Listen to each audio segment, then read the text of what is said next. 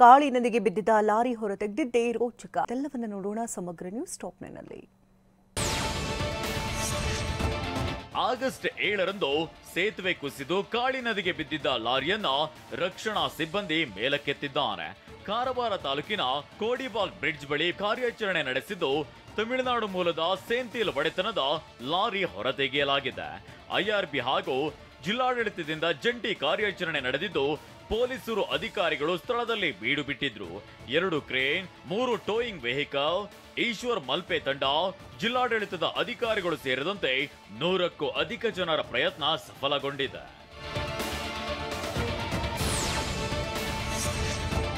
ಕೋಲ್ಕತಾದಲ್ಲಿ ವೈದ್ಯ ವಿದ್ಯಾರ್ಥಿನಿ ಅತ್ಯಾಚಾರ ಮತ್ತು ಕೊಲೆ ಪ್ರಕರಣ ಖಂಡಿಸಿ ಕೋಲಾರದಲ್ಲಿ ಬೃಹತ್ ಪ್ರತಿಭಟನೆ ನಡೆಯಿತು.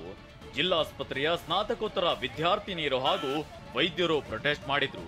ಜಿಲ್ಲಾಸ್ಪತ್ರೆ ಎದುರು ಮೊಂಬತ್ತಿ ಹಿಡಿದು ಮೌನ ಪ್ರತಿಭಟನೆ ಮಾಡಿದ್ರು. ತಪ್ಪಿತಸ್ಥರಿಗೆ ಕಠಿಣ ಶಿಕ್ಷೆ ವಿಧಿಸುವಂತೆ ಆಗ್ರಹಿಸಿದ್ರು. ಸ್ವಾತಂತ್ರ್ಯ ದಿನದಂದೇ ಯೋಧರ ಪತ್ನಿಯರು ಬೀದಿಗಿಳಿದಿದ್ರು. ಬೆಂಗಳೂರಿನ ಯಲಹಂಕದ ಸಿಆರ್ಪಿಎಫ್ ಕ್ಯಾಂಪ್ ಬಳಿ ನೀರಿನ ಸಮಸ್ಯೆ ಖಂಡಿಸಿ ಬಿಡಬ್ಲ್ಯೂಎಸ್ಎಸ್ಪಿ ವಿರುದ್ಧ ಬೀದಿಗಿಳಿದಿದ್ರು. ರಸ್ತೆ ತಡೆಯುವುದಕ್ಕೆ ಕೂಡ ಮುಂದಾಗಿದ್ರು. ಸ್ಥಳಕ್ಕೆ ಆಗಮಿಸಿದ ಯಲಹಂಕ ನ್ಯೂಟೌನ್ ಠಾಣೆ ಪೊಲೀಸರು ಪ್ರತಿಭಟನಾಕಾರರ ಮನವೊಲಿಸಿದ್ರು.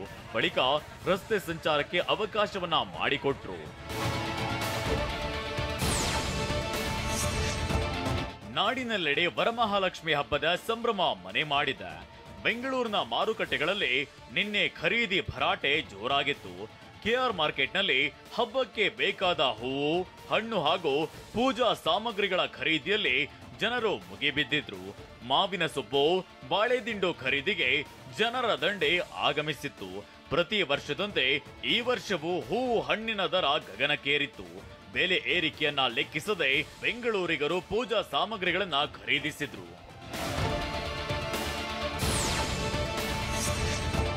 ಎಂಎಲ್ಸಿ ಎಚ್ ವಿಶ್ವನಾಥ್ ಬರೆದಿರುವ ಪ್ರಾಚೀನ ಪಾರ್ಲಿಮೆಂಟ್ ಪ್ರದಕ್ಷಿಣೆ ಪುಸ್ತಕ ಬಿಡುಗಡೆಗೆ ದಿನಾಂಕ ನಿಗದಿಯಾಗಿದೆ. ಮೈಸೂರಿನಲ್ಲಿ ಆಗಸ್ಟ್ 17ರಂದು ಪುಸ್ತಕ ಲೋಕಾರ್ಪಣೆಗೊಳ್ಳಲಿದೆ. ಈ ಬಗ್ಗೆ ಪ್ರತಿಕ್ರಿಯಿಸಿದ ಎಚ್ ವಿಶ್ವನಾಥ್, ಜೂನ್ 20ರಂದು ಲಂಡನ್ನಲ್ಲಿ ಪುಸ್ತಕ ಈಗಾಗಲೇ ಲೋಕಾರ್ಪಣೆ ಆಗಿದೆ. ಸಂಸದ ಯದುವೀರ್ ಪುಸ್ತಕವನ್ನ ಮರುಬಿಡುಗಡೆ ಮಾಡಲಿದ್ದಾರೆ. ಪುಸ್ತಕದಲ್ಲಿ ಅಂದಿನ ರಾಜಕೀಯ ಚಿತ್ರಣದ ಬಗ್ಗೆ ವಿವರಣೆ ಇರಲಿದೆ ಅಂತ ತಿಳಿಸಿದ್ದಾರೆ. ಹಿಂಸಾಚಾರಕ್ಕೆ ತಿರುಗಿದ ವಿದ್ಯಾರ್ಥಿಗಳ ಪ್ರತಿಭಟನೆ ಅಕ್ಷರಶಃ ರಣರಂಗವಾಯಿತಾ ಕೋಲ್ಕತಾದ ಆರ್ಜಿಕರ್ ವೈದ್ಯಕೀಯ ಕಾಲೇಜು. 5 ವೈದ್ಯರಿಗೆ ಸಿಬಿಐ ಸಮನ್ಸ್. ಆಸ್ಪತ್ರೆಗೆ ನುಗ್ಗಿ ದಾಂಧಲೆ ನಡೆಸಿದವರ ಪೈಕಿ 9 ಮಂದಿ ಅರೆಸ್ಟ್. ಎಲ್ಲವನ್ನ ನೋಡೋಣ ನ್ಯಾಷನಲ್ ನ್ಯೂಸ್ ಟಾಪ್ನಲ್ಲಿ.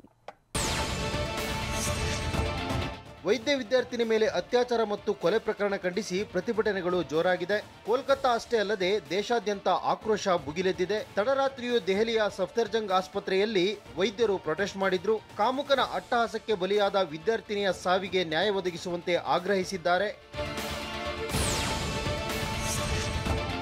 ವೈದ್ಯ ವಿದ್ಯಾರ್ಥಿನಿ ಮೇಲಿನ ಅತ್ಯಾಚಾರ ಮತ್ತು ಹತ್ಯೆ ಪ್ರಕರಣವನ್ನ ಬಾಲಿವುಡ್ ನಟ ಹೃತಿಕ್ ರೋಷನ್ ಖಂಡಿಸಿದ್ದಾರೆ. ಈ ಬಗ್ಗೆ ಟ್ವೀಟ್ ಮಾಡಿರೋ Bollywood super star Hrithik Roshan, ಈಗಲಾದರೂ ಇಂತಹ ದೌರ್ಜನ್ಯಗಳಿಗೆ ಕಡಿವಾಣ ಹಾಕಬೇಕು, ನಾನು ಸಂತ್ರಸ್ತರ ಕುಟುಂಬದೊಂದಿಗೆ ನಿಲ್ಲುತ್ತೇನೆ ಅಂತ ಪೋಸ್ಟ್ ಮಾಡಿದ್ದಾರೆ.